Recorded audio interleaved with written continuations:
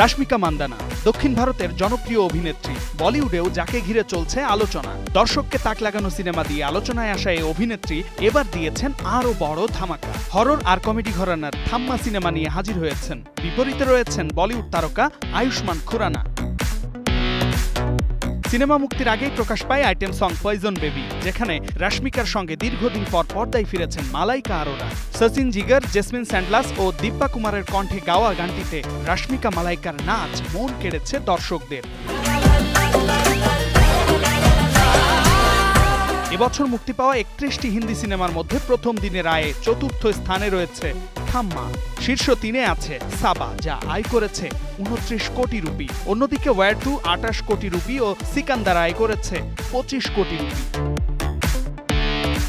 স্যাকনিলকের তথ্য বলছে 140 কোটি রুপি ব্যয়ে নির্মিত এই সিনেমাটি মুক্তির 5 দিনে আয় করেছে 94 কোটি 20 লাখ রুপি, আর বিদেশি বাজারে আয় 11 কোটি 30 লাখ রুপি। সব মিলিয়ে সিনেমাটি আয় করেছে 105 কোটি 50 লাখ রুপি, যা বাংলাদেশি মুদ্রায় প্রায় 147 কোটি 19 লাখ টাকা। ভারতীয় পুরাণ ও লোককথার মিশেলে নির্মাতা আদিত্য সরপোদ্দারের সিনেমাটি গেল 21 অক্টোবর দীপাবলি উপলক্ষে প্রেক্ষাগৃহে মুক্তি পায়, যেখানে রাশমিকা ও আয়ুষ্মানের পাশাপাশি অভিনয় করেছেন নওয়াজুদ্দিন সিদ্দিকী, পরেশ রাওয়াল, গীতা আগ্রওয়াল শর্মা, ফয়সাল মালিক। যেখানে অতিথি চরিত্রে দেখা যাবে মালাইকা আরোরা, নোরা ফাতেহি, বরুণ ধাওয়ান, সত্যরাজ ও পরিচালক অমর কৌশিককে। শামীম বিশ্বাস, স্টার নিউজ।